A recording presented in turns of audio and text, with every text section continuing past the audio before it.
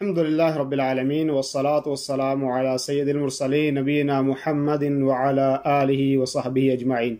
मोहतरम सामीन और नाज़रीन, जैसे कि आप जानते हैं कि इस साल लॉकडाउन है और आम लोग जो हैं वो बाहर जाके जो मैदान में ईद की नमाज हर साल पढ़ते थे उस तरह इस साल नहीं पढ़ सकेंगे। तो अब अक्सर और बेशतर साथियों के ये सवाल हैं और कुछ परेशानी में है कि अब हम नमाज पढ़ें या ना पढ़ें, और पढ़ें तो कैसे हम पढ़ें। और बाज़ मैंने ये सोचा था कि अक्सर व बेशतर उलमा ने इस पे कलाम किया है और बहुत सारों ने इस पे तहरीरें लिखी हैं, लेकिन वो बहुत सारी चीज़ें लोगों को समझ में नहीं आई। आम लोग मेरे जैसे कम इल्म जो हैं उनको ये बातें समझ में नहीं आई, इसलिए कि किसी ने कहा इतनी बड़ी तफसील लिखी कि 5-5 सफ़े और 6-6 सफ़े उसके ऊपर लिख दिए कि हनाफ ने ये कहा, शवाफे ने ये कहा, इमाम मालिक के नज़दीक ये है और इमाम अहमद हम्बल के नज़दीक ये है और हज़रत अनस का असर ये कहता है, फलां ये है, जाविया क्या है, जैसे कि दलाइल उन्होंने दिए और इतने ज़्यादा दिए कि लोगों को कुछ भी समझ में नहीं आया कि इससे कहना क्या चाहते हैं, हमें क्या करना है। और इसी तरीके से दूसरी बात की वीडियो में भी जिन्होंने वीडियो बनाई और इतनी ज़्यादा वजाहत की कि अक्सर और बेशतर परेशान हो गए कि अब हम करें क्या, करना क्या है। क्योंकि अवाम और आम सीधे साधे जो कम इल्म साथी हैं वो ये सोचते हैं बस हमें सूरत मसला समझा दिया जाए कि हमें क्या करना है, किस तरह पढ़नी है या नहीं पढ़नी, और बाहर पढ़नी है या घर में पढ़नी है, घर में पढ़नी है तो कैसे पढ़नी है, खुतबा देना है या खुतबा नहीं देना, और खुतबा देना है तो कौन सा खुतबा हमें देना है। तो इसलिए यह है कि मैं सिर्फ जो है मुख्तसर अल्फाज में, और दलाइल जिसको चाहिए वो दलाइल आप मौजूद हैं, वो दलाइल लंबी तहरीरें आप पढ़ सकते हैं, लेकिन मैं सिर्फ जो है सूरत मसला आपको बता देता हूं। पहली बात तो ये कि ईद जो हम इस साल घरों में पढ़ेंगे या बाहर नहीं पढ़ सकेंगे, इसलिए अल्लाह के साथ कोई गिला और शिकवा ना आप करें। ये अल्लाह की तरफ से एक आजमाइश है हमारे ऊपर और इंशाअल्लाह अल्लाह का फजल होगा और अल्लाह का एहसान होगा। ये आजमाइश जो है जल्द खत्म हो जाएगी और फिर इंशाअल्लाह जो अगली ईद आएगी, बड़ी ईद, वो हम खुले इंशाअल्लाह मैदानों में और हर साल की तरह पढ़ेंगे। लेकिन वक्ती एक आजमाइश है और इसमें दुआओं की ज़रूरत है, अल्लाह की तरफ रुजू करने की ज़रूरत है। और बहरहाल ये है कि अब हमने जो है वो ईद की नमाज पढ़नी है या नहीं पढ़नी। ईद की नमाज हमने पढ़नी है। अगर हम घर के अंदर हैं तो उनको कैसे पढ़नी है, अगर बाहर हैं तो कैसे पढ़नी है। अगर जो लोग बाहर हैं, देहात में हैं या गाँव में हैं या ऐसी जगह हैं यहाँ पे आप एहतियात करके मिसाल के तौर पर वहाँ पढ़ सकते हैं, कोई हालात की तरफ से भी आपके ऊपर कोई दबाव नहीं है और वैसे भी आपको कोई परेशानी नहीं है। दूर दराज देहात हैं, वहाँ कोई बीमारी है भी, कोई ऐसा है नहीं है कि बीमारी आई होगी किसी के साथ या कोई जो है कोरोना ज़दा आदमी, ऐसा कुछ नहीं है। तो वो जो लोग गाँव में हैं या दूर दराज हैं, यहाँ हुकूमत की तरफ से कोई परेशानी, आपके ऊपर दबाव नहीं है और हालात जो है आप समझते हैं कि वहाँ ऐसी कोई हालत पैदा नहीं हो गई, और वहाँ पे ये बेहतर है कि आप वहाँ पे ईद की नमाज पढ़ लें।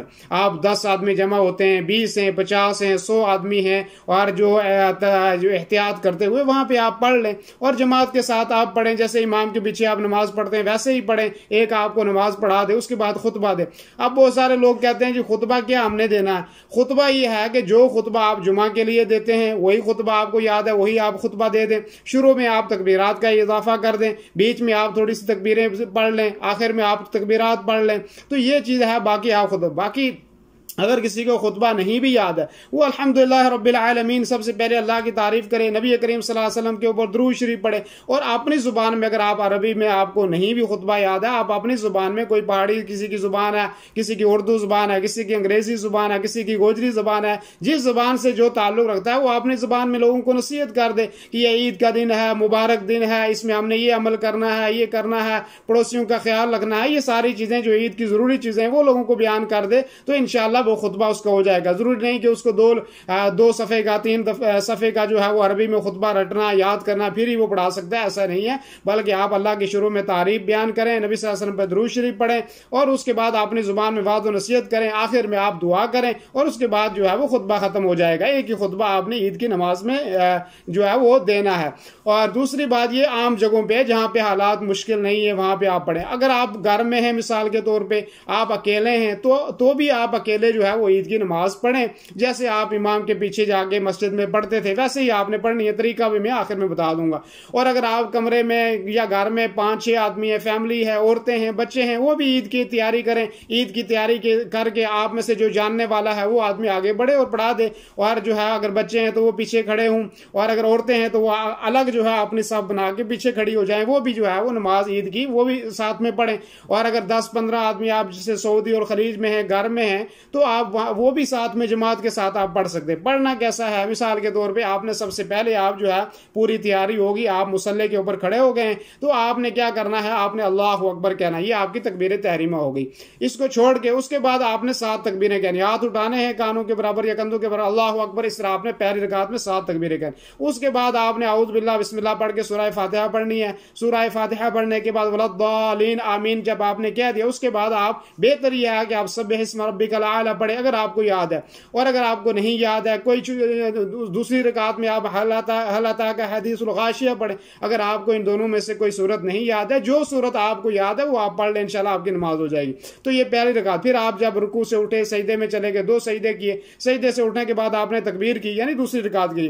जब दूसरी रकात के लिए आप खड़े हो गए, तो खड़े होने के बाद फिर आप क्या करें, 5 तकबीर अल्लाहु अकबर, 5 तकबीरें कहें, फिर उसके बाद बिस्मिल्लाह पढ़ें, सूरह फातिहा पढ़ें, और उसके बाद दूसरी सूरत पढ़ें, और इस तरह आप नमाज खत्म करें। नमाज खत्म करने के बाद जो है अगर आप इमाम पढ़ा रहा है, ज्यादा लोग हैं, खुतबा देने में कोई मुश्किल नहीं है, तो मुख्तसर खुतबा 5 मिनट का 2 मिनट का आप खुतबा दे दें। और अगर आप अकेले घर में पढ़ रहे हैं तो बगैर खुतबे के भी आपने अगर नमाज पढ़ लिया तो आपकी नमाज हो जाएगी। ये आसान तरीका, आसान फहम अल्फाज में मैंने आपको समझा दिया। इंशाल्लाह मुझे उम्मीद है कि बात समझ में आएगी। और क्या घर में है तो तब भी हमने पढ़नी है, ज्यादा साथी हैं तो तब भी हमने पढ़ना है, खुतबा दे सकते हैं तो खुतबा दे लें, कोई मुश्किल नहीं है, नहीं दे सकते तब भी आपकी नमाज जो है वो हो जाएगी। अल्लाह तबारक व तआला हमारे नेक अमाल को कबूल फरमाए कि हमारी ईद जो है वो खुशी के साथ गुजर जाए, और अल्लाह ताला करे कि ये बीमारी भी जो है वो जल्द खत्म हो जाए। वसल्लल्लाहु वसल्लम अला नबीना मुहम्मद व अला आलिहि व सहबिहि अजमाइन। दीनी रहनुमाई के लिए हमारे चैनल को सब्सक्राइब कर दीजिए और घंटी के निशान को दबा दीजिए ताकि आपको मज़ीद कीमती वीडियोज़ मिलते रहें। जज़ाकल्लाहु।